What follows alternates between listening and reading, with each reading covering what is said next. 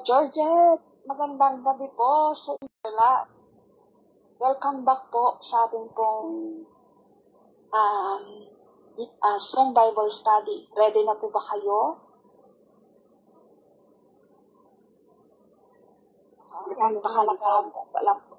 Ayan po. Amen po. Welcome back, Pastor Georgette. Sister Mason, Namiss namin ang katuroan niyo. Amen po. So, muli, magandang hapon sa inyo. Gabi po dyan sa Israel. Muli, isang malaking pribilegyo na ako'y hindi makapagturo po sa inyo dahil mahigit isang taon po ako hindi nakapag-share. No? So, it's even dito po sa ating pong lugar dahil po nagkaroon po ako ng konting problema dun sa throat. And hanggang ngayon po ay maintenance po natin. But thank God for His faithfulness. At alam ko na lahat ng bagay naman nangyayari ayon sa kalooban po ng ating pong Panginoon. So, isa sa mga bagay na gusto ko rin po na maging talakayan natin bilang pagpapasimula po ulit sa pagtuturo ko sa inyo, although nung mga nakaraan aking pagtuturo sa inyo ay halos ay doctrinal, katulad ng soteriology at geology, yan, tinuro ko lang po sa inyo, and the doctrines of the Holy Spirit. Bagamat dito sa aklat ng Acts ay matalakay pa rin po natin yan. Dahil napakaganda po ang aklat ng gawa. Dito po natin makikita yung kasaysayan ng Kristyanismo at unang iglesia na naitatag pagkatapos po ng ascensions po ng ating Panginoong Kristo. At makikita rin po natin kung paano kumikilos dito ang kaaway at kung paano naman ginagabayan po ng ating Diyos ang kanyang mga lingkod sa pagpapalaganap ng magandang balita. So, let us begin sa ating pong pag-aaral ng aklat ng mga gawa. Magpapasimula po tayo. So, ang aklat po ng gawa, ayon po sa tradisyon, ang aklat ng gawa ay sinulat ni Apostol San Lucas. Okay? Na siya rin ang sumulat sa Ebanghelyo ni Jesucristo ayon kay Lucas. So, dalawa po ang isinulat po ni Apostol Lucas. Diyan po ang Book of Acts and Book of Luke. At makikita po natin sa introductory po nito, yung tingnan po natin yung mga recipient. Alam naman na po natin yan pag binasa po natin ng chapter 1. So wala po si Theophilus. At pag-aralan din po natin kung sino siya at ganoon din si Lucas. Si Lucas po siya po ay manggagamot ayon sa aklat ng Lucas chapter 4 verse 14. So basahin niyo na lang and take note niyo na lang yung mga talatang babanggitin. By the way, yung mga iba naman ay babasahin po natin pero may mga talata talaga na ating babanggitin hindi na po natin bilang basahin as write it katulad ng ating pong pagtuturo sa inyo noon. So sa Colossians chapter 4 verse 14, diyan po natin makikita pinapatunayan na si Apostle Lucas na kasama ni Apostle Pablo ay siya po ay manggagamot. At tandaan din po natin na si Apostle Lucas ay naging kasama rin po ni Apostle San Pablo sa kanyang mga pagmisyon. At pag-aralan din po natin yung divisions of the book dahil dalawa lang po ang divisions po niyan. Of course, isa po yan sa pinakapangunahin po natin pag-aaral habang tayo po ay papalayo itong pag-aaral po natin ng Book of Acts ay yung mission po ni Apostle Pablo, the first, second, and missionary journey po yan. Ano yung mga iglesia na itatag at ano yung mga iglesia pa na kanyang binibisita. Ano yung mga iglesia na kanyang tinulungan sa pamamagitan lang ng kanyang sulat at mga iglesia talaga na naroon siya na naitatag sa kanyang pag-mission. At sa paniniwala ng karamihan, si Lucas ay isang hintel. So, yan yung pananaw ng marami. That Lucas ay isa lang, siya po ay isang hintel. At hindi siya Hudyo dahil sa kadahilanan na ang kanyang pamamaraan ng kanyang pagsulat ay mas binibigyan diin at sentro para sa mga hintel. So, if you study talaga the Book of Luke and the Book of Acts, halos nakasentro talaga ito yung ways of written sa mga hintel. So, yun yung isang pananaw po ng marami. At isang mga idea ng ilang mga theologian that Apostle Luke ay isa po siyang Gentile. So, taliwas po ito sa nalalaman po ng iba, sinasabi po ng iba na siya rin po ay isang Hudyo. Pero dito makikita po natin sa ating pong pagbabaybay at pag-aaral ng Book of Acts kung paano napakilala talaga ni Luke sa pamagitan ng kanyang sulat ang ating pong Panginoong Kristo sa mga hintel. At pangkaraniwan din po, ang pagsulat po na po sa San Lucas po dito, makikita po natin na ito po ay nakatuon sa mga Kristiyanong hintel sa kanilang kapanahunan during the time of Roman Empire. Si Lucas ay nagkaroon ng lubusang pagnanais na makilala si Jesus. Yan yung dahilan. Si Jesus, dahil hindi niya nakilala si Jesus sa nang personal, naging Kristiyano lamang siya ang naging tagasunod ni Jesus noong naibahagi sa kanya ng Ebanghelyo sa pamagitan ng Apostol San. So, si Apostle Lucas, tandaan po natin, hindi po siya kasama doon sa original 12 apostle. At hindi niya rin po nakita ang ating pong Panginoong Jesucristo ng mukhaan. So, dito makikita rin po natin, at katulad ng sinabi ko sa inyo kanina, na siya ay naging converted o convert Christian lamang sa panahon na napakinggan niya po ang Ebanghelyo sa pamagitan ng Apostle Pablo. And sa mga aklat po ng Apostle Pablo na pag-aaralan po natin, makikita po natin kung ano niya rin po itinuturing na anak si Apostle San Lucas. Of course, marami pong anak si Apostle Pablo, mga anak niya sa pananampalataya, like Timothy, Titus, at marami pang mga iba. Ang aklat ng mga gawa at sila rin bilang aklat ng mga gawa ng apostol ay pinapakita kung paano lumaganap ang Kristyanismo sa buong Jerusalem, sa buong lugar ng Israel at ganoon din ang buong mundo sa panahon ng pamumuno ng Romanya. So, mahigpit po noong panahon po ng Romanya kung paano po gusto nilang hadlangan talaga ang pagbabahagi ng Ebanghelyo. Lalo ito yung panahon na nagkaroon din po ng kaguluhan sa mga Romanya noon at mga Hudyo, lalong-lalo na yung pagkamatay po ng ating Panginoon Kristo, pagkapako sa krus ng Kalbaryo. Kaya pilit ng mga Hudyo noon, yung mga devoted Pharisees and Sadducees na may kaugnayan doon sa pamahalaan na Romano, na hadlangan ang pagbabahagi po ng totoong Ebanghelyo, hadlangan nila ang mga apostol. So lahat ng ito ay pag-aaralan po natin kung gaano kahirap sa panahon nila. Pero kung kahit na mahirap sa panahon nila yung pagbabahagi ng Ebanghelyo, yung work ng ating Panginoong Diyos ay still increasing. Babasahin ito, makikita po natin. Ang bilis yung pag-increase pa rin samantalang sila persecute. So there is may great difference yung persecution na pananaw ng mga tao ngayon sa persecution noong unang panahon, sa panahon ng mga iglesia. Sa panahon natin ngayon, magkaroon lang kunting problema o pinag-usapan nila, sasabihin nila, pinipersecute na sila. Pero kung sa panahon po ng ating pong Panginoong Kristo at ng mga apostol, buhay po ang kapalit sa pagpapalaganap po nila ng salita po ng Panginoon. Kaya minsan, if I study the book of Acts talaga, hindi ko maiwasan din na mapaluha, lalong-lalo na kagipitan, kapit-hatian na dinadanas ng mga Kristiyano sa pagbabahagi ng magandang balita, sa pag-abot po nila sa mga hindi pa nakakilala sa ating Panginoong Kristo, sa mga tao na kung saan nangangailangan ng kaligtasan. So, hopefully that every one of us, tayo po ay magkaroon din ng ganoong puso na hindi lang po tayo nanatili sa loob ng iglesia, hindi lang po tayo nanatili sa isang lugar. So magkaroon tayo ng puso to evangelize mula sa mga bata, sa mga young adults and mga matatanda. Magkaroon pa rin tayo ng desire, lalo na yung mga hindi pa talaga pumupunta sa mga Kristiyanong simbahan. Praying that every one of us have a burden to share the Word of God to everyone, lalo sa mga di pa mananampalataya, katulad na sinabi ko. So, maaaring naisulat ito sa panahon ng AD 62, kalinsabay sa pagkasulat din ng Ebanghelyo ni Lucas. So, hindi siya nagtatala yun. So, halos magkasabay po ito. Isinulat po ni Apostle San Lucas yung Book of Luke sa Book of Acts. At makikita rin po natin yung diferensya mamaya at ano yung gustong iparating ni Apostle Lucas sa pagkakasulat na ng Book of Luke sa Book of Acts. By the way, alam natin na ang Book of Luke po ay part of the Gospel.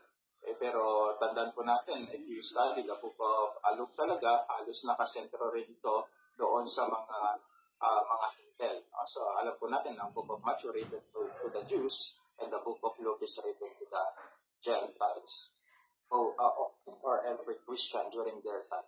So, ang aklat ng gawa ay nakatuon dito, ang pagmiministeryo ni Jesus sa pamamagitan ni Pedro. So, tandaan po natin, ang aklat ng gawa ay nakatuon dito, ang ministeryo ni Jesus sa pamamagitan ni Pedro at ni Pablo. At ang pagkilos ng banal na Espiritu para palakasin ang bawat mananampalataya sa pagbabahagi at pagpapalaganap ng Ebanghelyo. Saklaw nito ang pamamagitan ni Jesus sa langit hanggang sa pagkakakulong ni Pablo sa mga Roma, yung tinatawag po natin house arrest po ni Apostle Pablo. Ito yung mga saklaw at pangkaraniwan na makikita po natin dito sa aklat ng Lucas. Alis na katuon po dito yung ministry of Peter and also the ministry of Apostle Paul. At dito na rin natin makikita yan, ibinigay po at ibinuhos po dito yung banal na Espiritu. Alam ko na may mga katanungan kayo pagdating po natin ng chapter 1 and chapter 2. By the way, introduction lang po ako ngayon. Maybe mahapyawan natin ang chapter 1, kaunti, pero nasa introduction lang po tayo. Pero pagdating po natin sa chapter 2, pagdating po ng chapter 1, pag-usapan po ulit natin ang Espiritu. Okay, ako muna sa alam niyo po, isa po sa nagiging maraming katanungan noon, meron pa rin bang baptism of the Holy Spirit ngayon o naganap lang noon? So, sinagot ko po yan sa inyo noon. Baptism of the Holy Spirit, minsan lang po yung nangyari as fulfillment to the prophecy of Joel. Kasi ang baptism po, dito nyo lang po matatagpuan sa book of Acts. Kaya dyan po ay pag-usapan din po natin at maaaring may mga katanungan kayo pagdating po natin dyan. Just prepare your question. Hindi problema.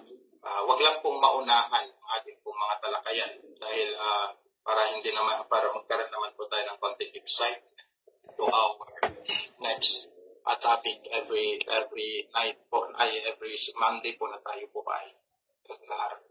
So, katulad ng sinabi ko kanina, nakatuon po ang karaniwan o major na pag-aralan po natin, nakatuon po dito yung pag-minister ng Pablo saka ni Pedro, saka yung pagpapalaganap ng Ebanghelyo at higit sa lahat yung pagkilos ng banal na Espiritu. Ulitin ko, ang Book of Acts, wala pong ibang sumulat kundi si Lucas, na naging kasama po ni Apostle Paul. Kailan sinulat po ito? AD 62. So dito makikita rin po natin ang ilan sa mga pangunahing paksa. Unang-una, yung mga pangunahing paksa, tulad ng sinabi ko kanina, ang pagpapalaganap ng Ebanghelyo. So magsisimula po ang pagpapalaganap ng Ebanghelyo after they receive the power of the Holy Ghost. At dito po natin makikita ang bilis ng increasement dahil naroon nga po yung pagkilos po ng ating pong Panginoong Diyos sa panahon ito. Hindi ko naman sinasabi na hindi po magkilos ang Diyos sa panahon ito. Pagkilos pa rin po ang Panginoong Diyos natin sa lahat ng panahon. Pero iba't iba ang pangyayari po dito sa aklat po ng gawa. Kung paano talaga na mayagpag ang iglesia ng ating pong Panginoong Diyos, biyan na sila po ay pinapahirapan. Pangalawa, ang di mapipigilang paglago ng iglesia ng Diyos. Sa katulad sinabi ko kanina, maliban sa pagpapalaganap ng Ebanghelyo and how they share the gospel, alam niyo po, siguro magkakaroon tayo ng konting pag-aaral how to evangelize, at naririto rin naman, makikita po natin ang di mapigilang paglago ng iglesia. At pag-pray po natin yan. Actually, ang paglago po ng iglesia, it is not about the quantity, sinabi ko sa inyo ulit noon, but it is the quality, the biblical quality ng mga sumasamba. Because I do believe na ang ating po Panginoong Diyos ang talagang gusto niya paglago ng iglesia ay lumalago ang kanyang mga anak sa salita at totoong pagsamba. So, hindi niya tinitignan yung dami. Kasi sa sobrang dami po, minsan na pumapasok sa iglesia, baka wala pa po doon ang kalahati, ang totoong naglilingkod. So, dapat makita po natin even ourselves. No? Ang paglago po, hindi po sa dami. Ang paglago po ay yung paglago po natin sa salita ng Diyos, paglago po natin sa kabanalan, paglago po natin sa biyaya ng Diyos, paglago po natin doon sa puso po natin sa paglilingkod sa Panginoon. Yan yung totoong paglago ng isang totoong iglesia. Ang espiritu na sa pagkakaroon po natin, ang espiritu na tinanggap ng mga mananampalataya, kailan ba talaga ibinigay ang Espiritu? No? So, siguro hahapyawan ko po ang Old sa New Testament, saka tayo pupunta sa Book of Acts. paano yung pagkilos ng Espiritu? What is the difference? Ano yung pagkakaiba yung pagkilos niya sa Old Testament, sa New Testament, during the earthly ministry of our Lord Jesus Christ hanggang pagdating po natin sa Acts. Alam niyo po, napakahalaga po talaga na maunawaan po natin yung biblical alignment ng ministry of the Holy Spirit from Old, New Testament, even in the times of the early church hanggang sa panahon po natin. Kasi pag hindi po natin maunawaan ito, matutulad po tayo sa iba na hanggang ngayon ay ganoon may mga maling pananaw regarding receiving the Holy Spirit. So, katulad ng sinabi ko sa inyo, the first ministry of the Holy Spirit to the life of unbeliever is to convict and convert that person to believe to our Lord Jesus Christ. That is the first ministry of the Holy Spirit. At pag-aaralan din po natin yan. And then, isa rin po sa pag-aaralan po natin, nandito po yan, chapter 2 po yan, yung pagsasalita ng iba't ibang wika. Tandaan po natin, ito yung pag-aaralan po natin, pero sinasabi ko na po sa inyo ito yung nangyari bilang katuparan lang po kasi sa propesya ni Joel. Tandaan po natin yan, tinupad lang po ng ating pong Panginoon Diyos ang kanyang pangako sa bawat mananampalataya at sa bawat kanyang hinirang. Then next na maging pag-aaral din po natin ang di mapigilang pagbibigay ng mga mananampalataya para sa gawain ng Iglesia ng Diyos. So maganda rin po ito na magkaroon po tayo ng idea regarding giving. So giving po dito, hindi po natin pag-uusapan ang tithing. Sorry, we have a lot of reference in the Old and New Testament about tithing na naituro ko na rin po sa inyo. Pero dito, tingnan po natin how the church give. Kung paano sila magbigay sa gawain po ng Panginoong Diyos sa panahon na ito. Tingnan nyo ang iglesia po ay pinipersecute pero patuloy pa rin po yung pagbibigay ng mga mananampalataya sa ating pong pag-aaral dito. Makikita nyo po kung paano sila ka-generosity sa gawain po ng ating at sa mga apostol. And then, ganun din, pag-aralan din po natin ang di matatawarang tapang at tatag ng mga mananampalataya at mga apostol. So, makikita po natin dito na yung katatagan ng kanilang pananampalataya sa panahon na hindi pitan po sila ng gobyerno ng Romano, pero nanatili po silang matatag. Sa panahon kaya natin, kailan po kaya ang nanatiling matatag sa panahon po natin ngayon? So, nung panahon po ng pandemya, halos wala pong tumayong iglesia. So, maliban po yung iglesia po ng tawag doon ni John MacArthur. Sorry kung mabanggit po yan. Pero yun yung realidad, i-fight. Okay, yung kanilang freedom for worship, ito to, pagsamba sa ating pong Panginoong Diyos. So, lahat po tayo dapat makita rin po natin. Hindi naman po masama ang pagsunod sa gobyerno dahil yan naman ang katotohanan as written in the book of Romans chapter 12. Tama ba? Pero kung hinahadlangan na po ang ating pagsamba, ipag-usapan na po yun. Pag-aralan po natin yung sinabi po ni Apostle Peter sa chapter 5 na sinabi niya, mas susundin namin ang Diyos kaysa sa mga tao. Ano ba yung context nito? Ito ba generally o mayroong part lamang? So, yan yung pag-aaralan po natin doon sa aklat po na Acts. And then, next, ang mga hamon at pagsubok sa pagmimisyon. So, dito, mas nakapokus po tayo dito sa mga hamon at pagsubok sa pagmimisyon kay Apostle San Pablo. Sa talakayan natin sa aklat ng gawa, ay di natin maiwasan na kumuha ng mga talata at sa mga aklat na isinulat ng Apostle Pablo. Tandaan po natin yon. Katulad ng mga aklat ng Galatia, Thessalonica, at Corinto. Pangkaraniwan sa tatlong aklat na ito na sinulat ni Apostle Pablo, kukuha po ako ng mga referensya bilang patibay dito sa aklat ng gawas sa panahon na siya po ay nagmimisyon kung saan din po ang mga iglesia kanyang itinatag. So, maganda na makita rin po natin, dahil sa Apostle Pablo naman, itinuturing po yan nag-irdugo sa pagmimisyon. Yun yung po sabi po na isa po sa magaling na theologian din, So, siya talagang handa-handa siya sa lahat ng gawa. Handa-handa yung kanyang katawan, yung kanyang espiritu, yung kanyang isipan, just to obey and follow our Lord Jesus Christ. And of course, in the book of Acts chapter 9, makikita po natin yung pambihirang conversion or yung pagka-convert ni Apostle San Pablo. After na siya po ay si Saulo, makikita po natin talaga na grabe yung pagbabago ng kanyang buhay. Hindi lang po siya yung isang nabagong Kristiyano na parang pagong ang kanyang pag-usap, pero hindi Nung nakilala niya mismo ang ating Panginoong Kristo, nagpatuloy siya hanggang kamatayan. Grabe yung kanyang paglilingkod talaga sa ating pong Panginoong Diyos. Sana'y panalangin din po natin yan. Ang puso po natin ay magkaroon din po tayo ng puso katulad ni Apostle Pablo talaga, na mayroon po siyang puso sa pagmimisyon, puso sa pagtulong sa mga iglesia, puso na kung saan pagpapahayag ng Ebanghelyo. No, napakaganda po noon na makita po natin sa ating mga sarili. Dahil sa panahon po natin ngayon, halos ang mga karamihan sa mga miyembro ngayon, kung atin pong titignan talaga, ay nasa loob na lang ng iglesia, nawawalan na po sila ng desire, okay, na tawag doon, pag-share ng gospel sa iba't ibang kaparaman, lalo-lalo na yung face-to-face evangelism. So, they have a lot of time to hold their cell phone, pero wala po silang panahon to study the scripture and to evangelize. So, nakakalungkot, ano? So, ito yung kalaban po natin sa panahon ito.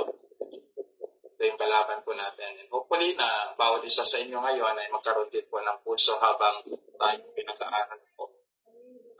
Nag-aaral po sa book of. So, ang aklat po ng gawa ay nakahati po sa 28 kabanata. At ito po ay hatiin po natin sa dalawang paksa, major theme. Sa dalawang paksa po, major theme po ang pagkakahati po nito. So, unang-una na pag-aaralan po natin ay yung The Greater Crusade. That is chapter 1 hanggang chapter 12 ng Book of Acts, The Greater Crusade. Dito, makikita po natin, sa Greater Crusade, ito po ay headed by Peter. Siya po ang namumuno dito. Okay? Assisted by John, Stephen, and Philip. So, makikita rin po natin, mababasa rin po natin ang mga martyr na ito sa paglilingkod sa ating pong Panginoong Diyos mula chapter 1 hanggang chapter 12. Kung babasahin niyo po talaga, ang bida dito talaga, sa chapter 1 hanggang chapter 12, maliban po sa chapter 9, okay, ay si Pedro. So, yan po.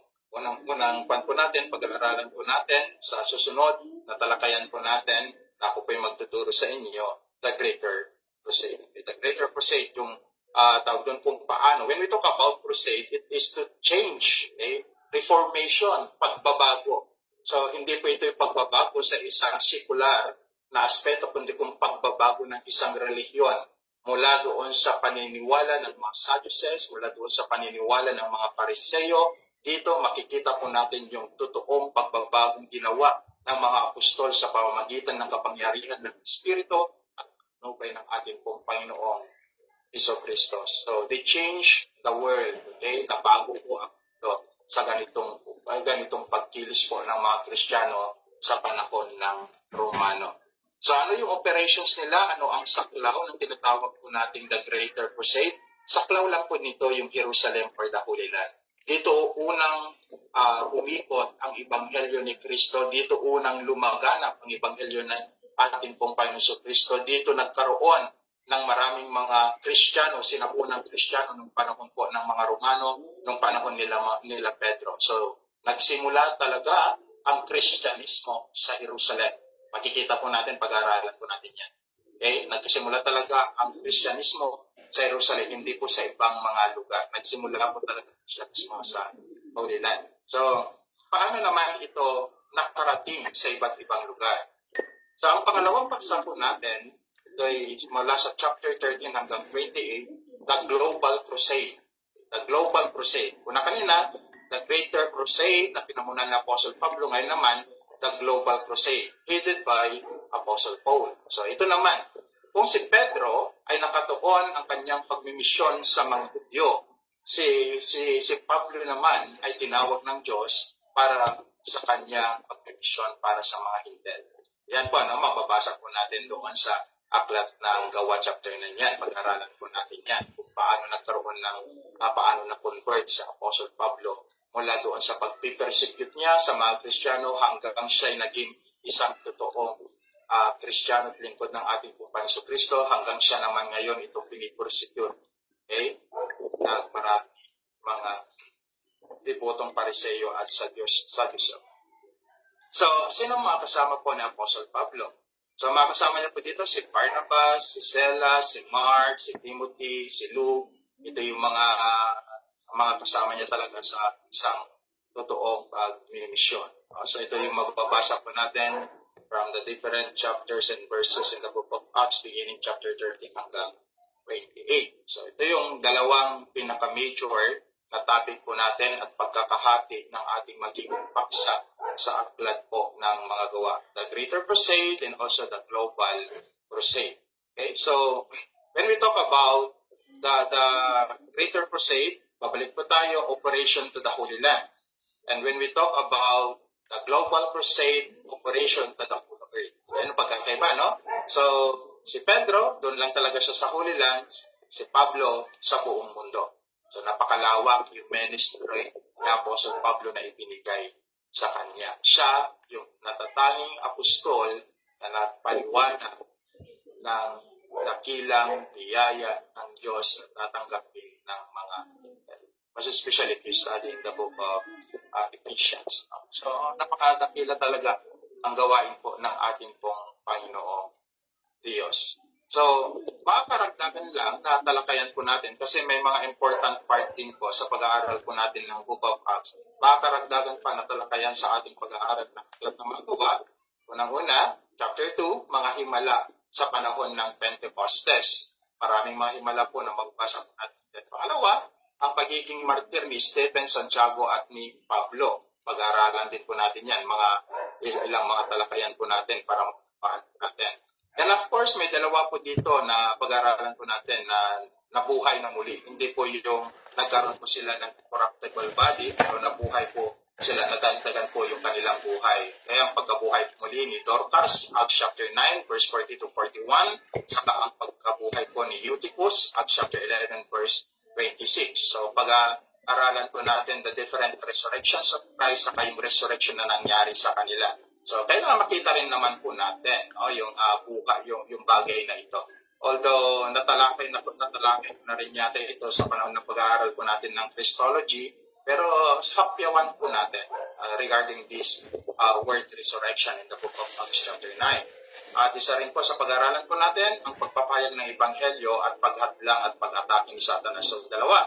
Nakikita po natin, habang ipinapahayag naman po ang Ebanghelyo ng ating pong Panginoon Kristo, inaatake naman ito, hinahadlangan po ni Satanas. Kaya mababasa rin po natin dito yung the name Satan or evil, at marami pang mga iba.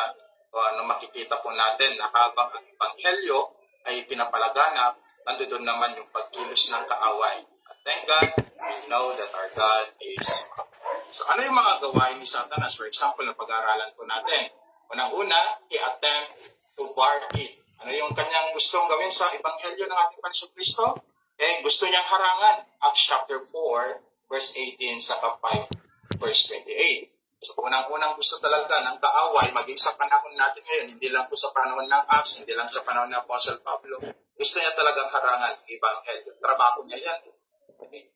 Ngunit alam naman po natin na hindi mahadlangan ang kapangyarihan ng Diyos. Pero dahil ito yung trabaho ni Satanas, gagawin niya lahat ng kaparakanan ng abot ng kanyang makakaya.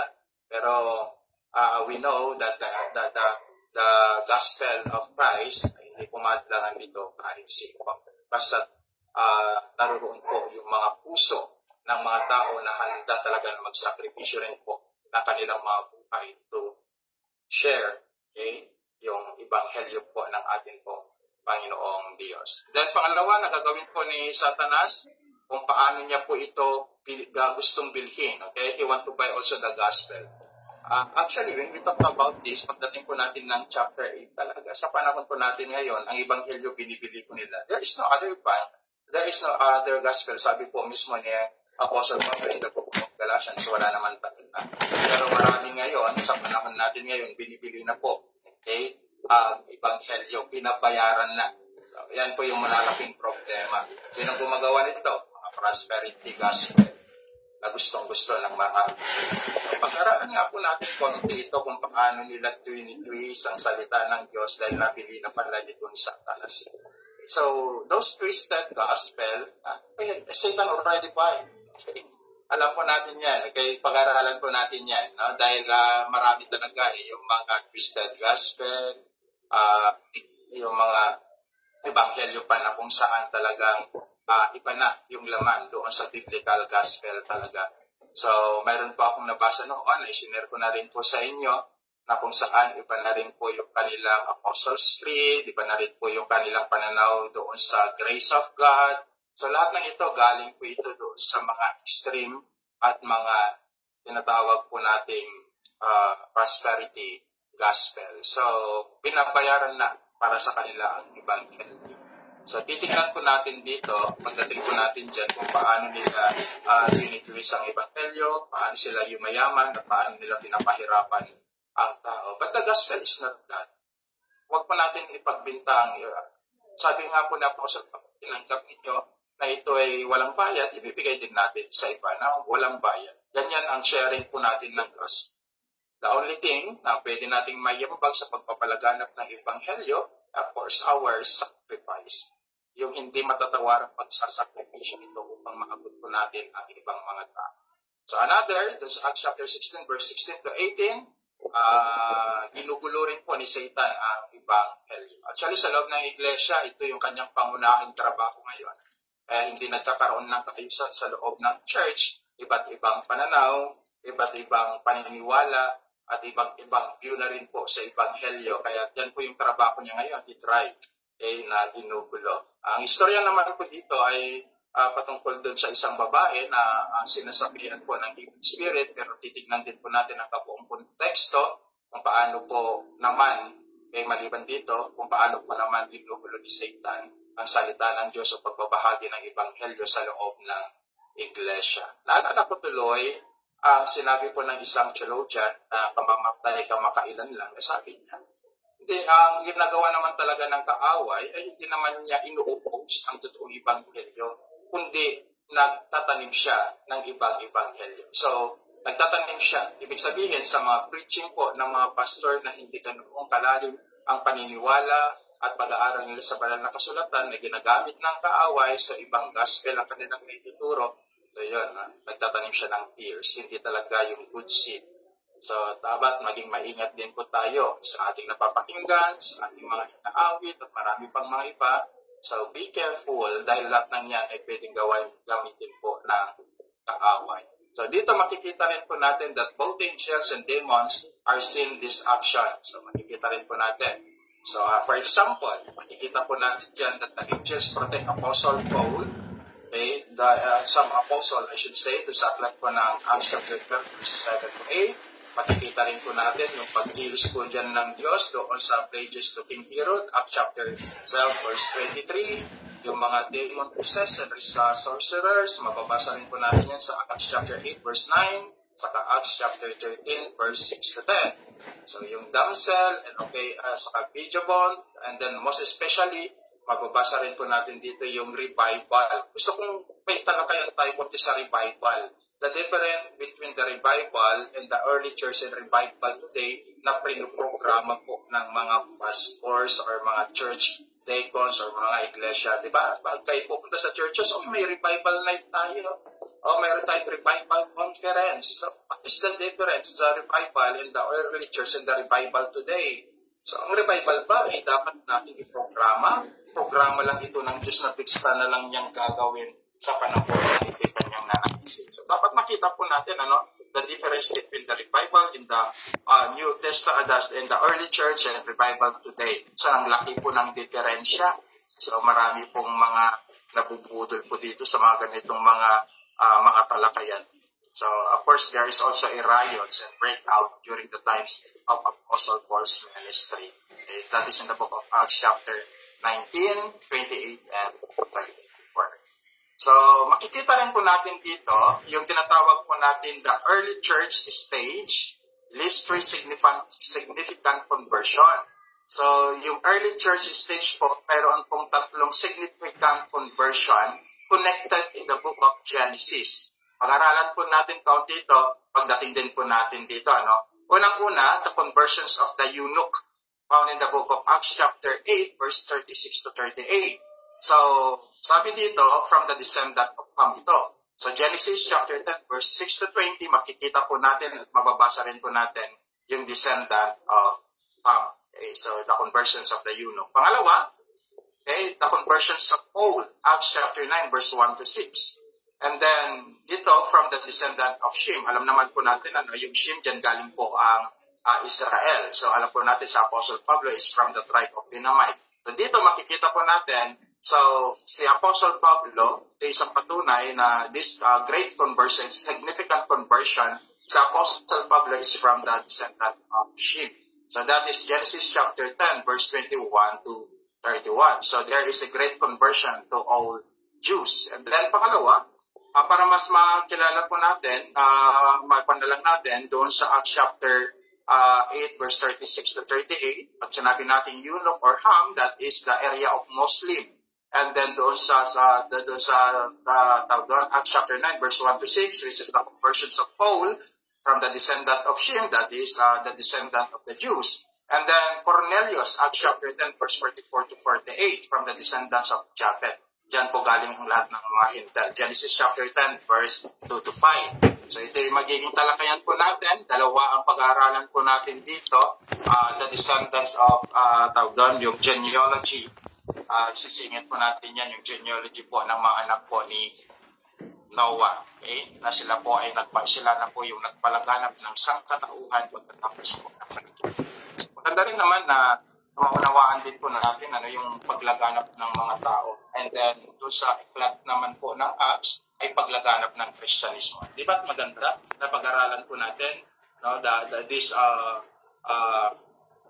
chapters in the Bible, Genesis chapter 10, and also in the book of Acts, yung paglaganap ng sangkatauhan at ang paglaganap ng Kristyanismo sa buong mundo.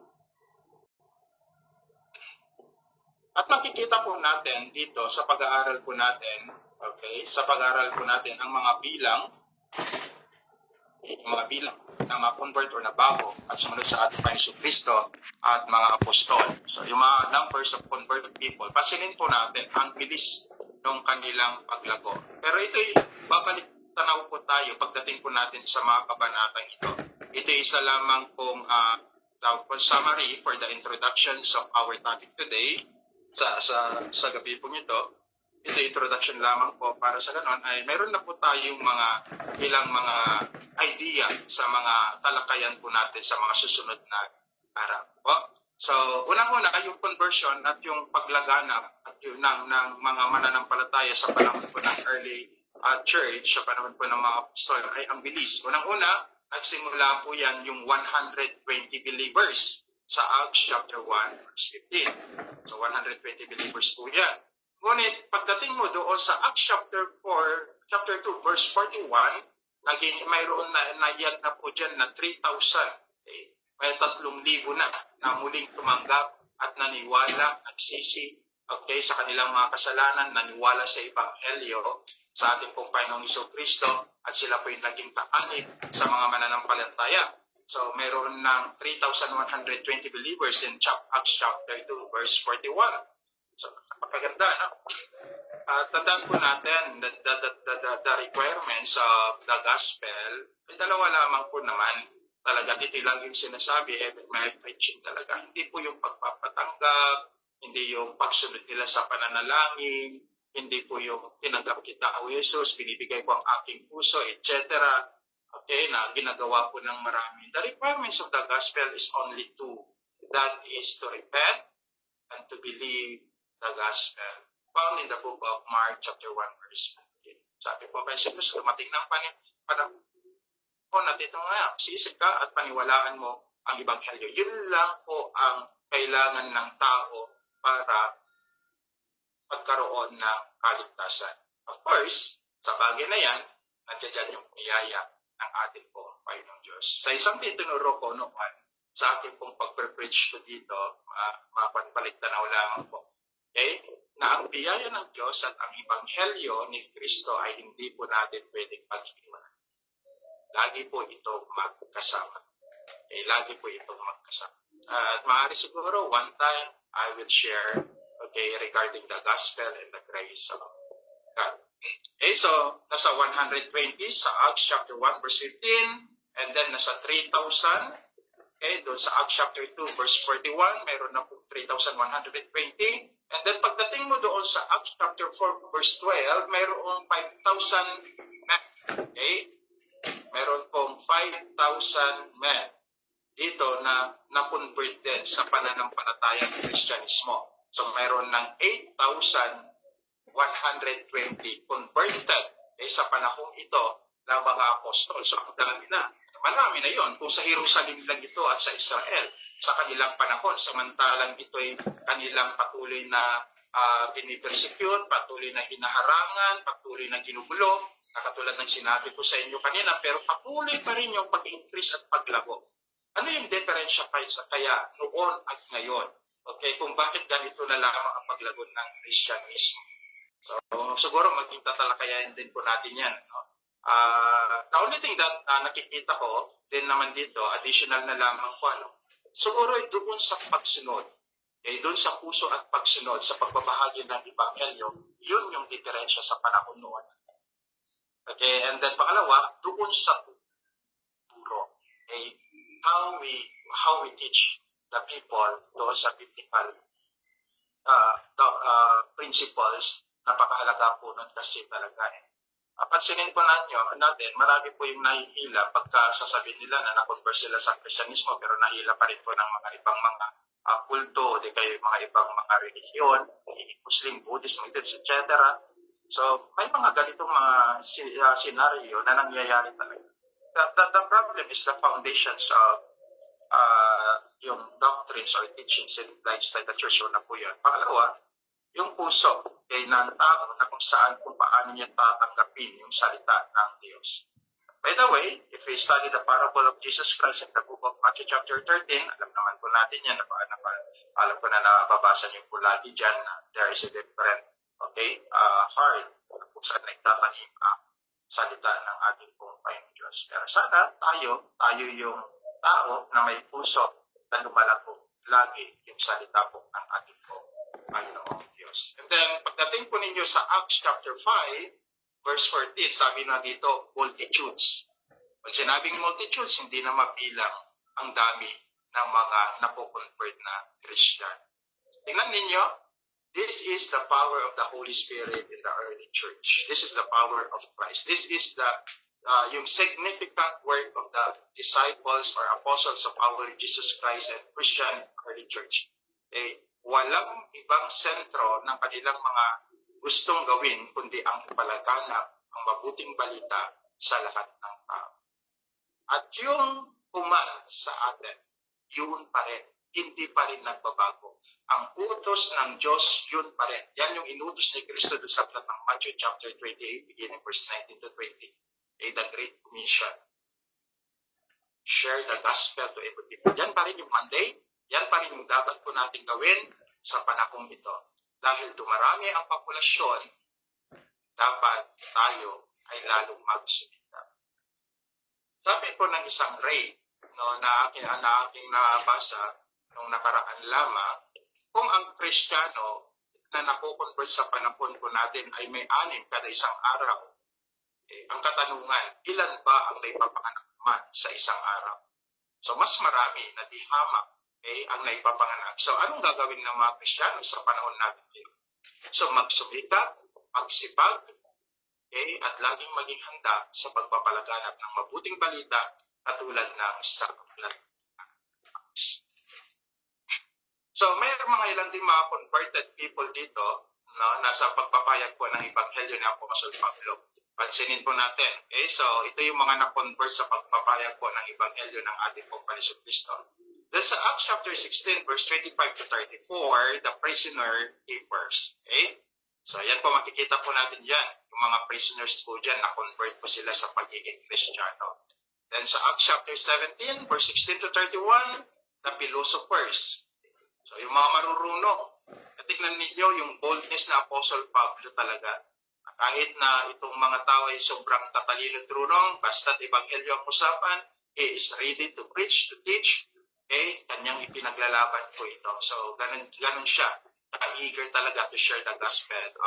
So, may mga na-convert pong philosophers po dito sa chapter 17. And then, of course, Pharisees, tinutukoy po dito sa Apostle Pablo, and some, at makikita po natin yan sa aklat po ng 23 verse 6 ng Book of Acts. And lastly, he tried, yung mga tinatawag po nating monarchs or ruler.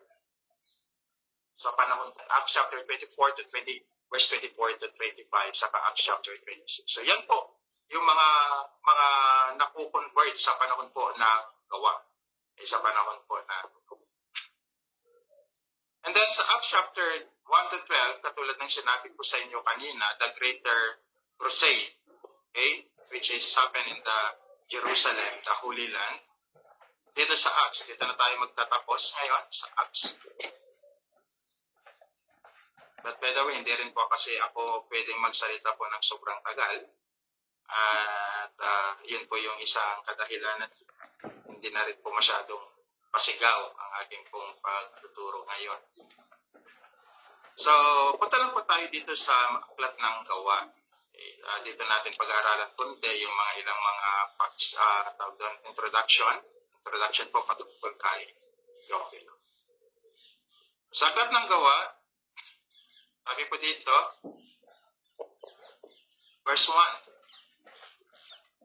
Mahal kong Teofilo, sa aking unang aklat ay isinalaysay ko na ang lahat ng ginawa at itinuro ni Jesus buhat pa ng pasimulan. So, may binabanggit po dito si Apostle Luke. Okay? Ang binabanggit niya po dito na unang aklat ay ang aklat po ng Lucas. So, pag sinabi po natin Teofilo ay, ang ibig sabihin po niyan ay lover of God. So, napakaganda pala, no? Yung pangalang Teofilo. So, lover of God. So, mayroong mga ilang debate at mga ilang mga pagtatalo-talo regarding doon sa kung sino si Teofilo. So, dito, mapapansin po natin, katulad ng sinabi ko, naka-address po ang sulat mismo ni Lucas, Apostle Lucas, lagi kay Teofilo sa aklat ng Luke chapter 1, saka doon sa aklat ng Gawa, chapter 1 na atin pong binasa. So, sa Teofilo po, ito ay isang malaking usapan pa rin sa karamihan, ngunit may mga ilang nagsasabi na siya ay tao na may mataas na katungkulan sa sosyalismo. So, yan po yung isang pananaw ng mga ilan. So, siya ay may posisyon, okay, sa gobyerno or sosyalismo. At meron din mga nagsasabi na maaaring siya ay isang sundalong Romano, okay, na nasa mataas ding katungkulan.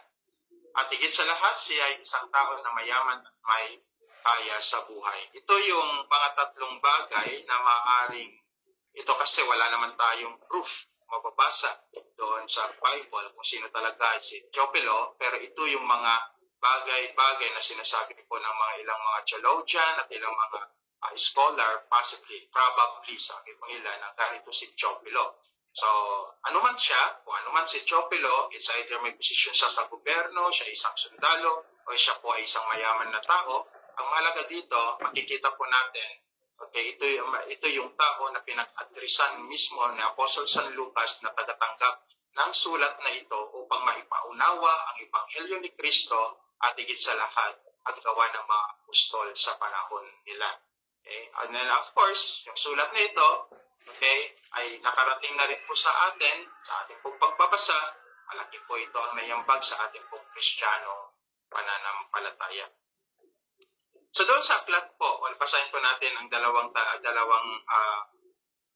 ilang mga talata ng Luke chapter 1 saka Gawa chapter 1. Okay, so katulad sinabi po kanina, doon sa Gawa chapter 1, pinasa po natin, naka-address pa rin po ito kay Teofilo. Pero sa Luke chapter 1 verse 1 to 4, sabi niya, kagalang-galang na Teofilo, siya pa rin. Marami na po ang nagsikap na sumulat tungkol sa mga bagay-bagay na naganap sa kalagitnaan namin. Ang kanilang isinulat ay ayon sa itinuro sa amin ng mga taong buhat pa sa pasimula ay mga saksi at mga tagapangaral ng salita ng Diyos. So, inaamin mismo dito ni Apostle San Lucas sa kanyang sulat na Teofilo na hindi siya part doon sa mga unang nakasama ng ating Panginoong Kristo. Ngunit yung mga nakasama ng ating mga Panginoong Kristo, dahil buhay pa dyan yung mga apostol noon, okay, ay nakita niya naman. At doon siya pumalap ng mga ebidensya, mga bagay na kanyang isinulat. Kakaiba talaga, no? Si Luke talaga, kung papansinin mo, siya yung may pinag-aralan talaga at matalino. Of course, siya po ay isang doktor, no? And then the way he write, napakaganda po yung pagkakasulat ng Book of Luke at napakaganda rin po ng alignment po ng pagkakasulat po ng Book of Acts. So, ito yung isang biyaya at pagpapala hindi lamang sa kanilang panahon, kundi maging sa ating pong panahon, dahil sa bagay na kanyang ginawa hanggang ngayon ay aaral pa rin po natin, naunawaan pa rin po natin ang salita ng Diyos na kanyang isinulat. So nandiyan pa rin po yung patnubay ng ating Panginoon. Sabi niya sa verse 3, kaya't matapos kong suriin ng buong ingat ang lahat ng pangyayari buhat pa ng pagsimula, minabuti kong sumulat din ng isang maayos na salaysay para sa inyo. So yun yung isang bagay upang lubusan ninyong matiyak, katotohanan at ng mga itinuro sa inyo. Ito ay isang parang pagsasaayos lamang at pagtatama mismo ni Apostol San Lucas. So patunay dito na si Teofilo na rin ay isa na rin Kristiyano at marami na rin siyang mga napakinggan na pagtuturo. Ngunit dito sabi ng Apostol San Lucas, gusto niyang magkaroon o magsulat ng isang bagay maayos at magsalaysay na may mabuting anyo. Yan po si Apostol San Lucas, mga kapatid. No? So hopefully na ganun din po tayo. Kaya nga dapat nagsusumikap po tayo araw at gabi sa ating pag-aaral, sa ating pangangaral. Dahil ang isang totoong nangangaral ng salita ng Diyos ay nag-aaral. Ulitin ko, ang totoong pangangaral ng salita ng Diyos ay totoong nag-aaral. Totoong nag-aaral. Dahil mahirap po ang mangaral na hindi ka nag-aaral. Karamihan po ngayon, ang bilis ngayon ng mga kabataan and even some leaders sa the church, pag tumayo po sila, that's spot na. Kasi meron na AI. Sa akin, halatado ko kasi yung mga gumagamit ng ganun. Pero mga AI, bilis mag-research, wala na yung talagang pagkikipag-ibig sa panalangin at pag-aaral ng salita ng Diyos na higit na mas mabuti. Yung manamnam, yung ituturo mo, ikaw muna yung tawag doon, makadama ng mga bagay na ituturo mo bago mo ito ibahagi sa iba. So, napakaganda po yan. Kaya huwag po kayong magsawa sa palis. Katulad nito, sa ginagawa niyo sa Bible study, pag-aaral na rin po ito. Of course, pa rin yung nagbabasa tayo ng Bible at nag-aaral at laging nanalangin sa Panginoon. So, lastly, ang aklat po ng Lucas ay sinulat. At po natin ito. We talk about the book of Luke. Ang aklat po ng Lucas ay sinulat upang sabihin at iyayak kung paano at kung ano ang ginawa ni Jesus samantalang siya ay nakatatawang lupa pa. So, clear po ito, no? Na ang aklat po ng Luke, alam naman po natin, it talk about the ministry of Christ from his genealogy, his birth, hanggang his crucifixion to the cross of Calvary. Ito yung gawa niya, ito yung trabaho niya, ito yung ministry niya. Yan po nakasulat, nakatala sa aklat po ng Lucas or the Gospel. At makikita po natin yan magpapasa. So, yan po yung earthly body po ng ating pong Panginoon Kristo, earthly ministry po ng ating pong Panginoon Kristo. Sinulat po yan sa Lucas. Pero ang aklat ng gawa ay sinulat upang ipaalam sa atin ang mga kamanghamanghang ginawa ni Jesus nung nasa langit na siya sa pamamagitan ng kanyang Espiritu at pagpapalaganap ng kanyang mga salita sa pamamagitan ng kanyang mga apostol. So, there is a two great difference. Work of Christ, trabaho ni Kristo samantalang siya ay nadarito sa lupa. At pangalawa, sa aklat ng gawa naman, trabaho ng Panginoon Kristo pa rin, ngunit nasa langit na siya. At hanggang ngayon, this work, itong trabaho ito sa early church, ganun pa rin ang nangyayari sa panahon po natin.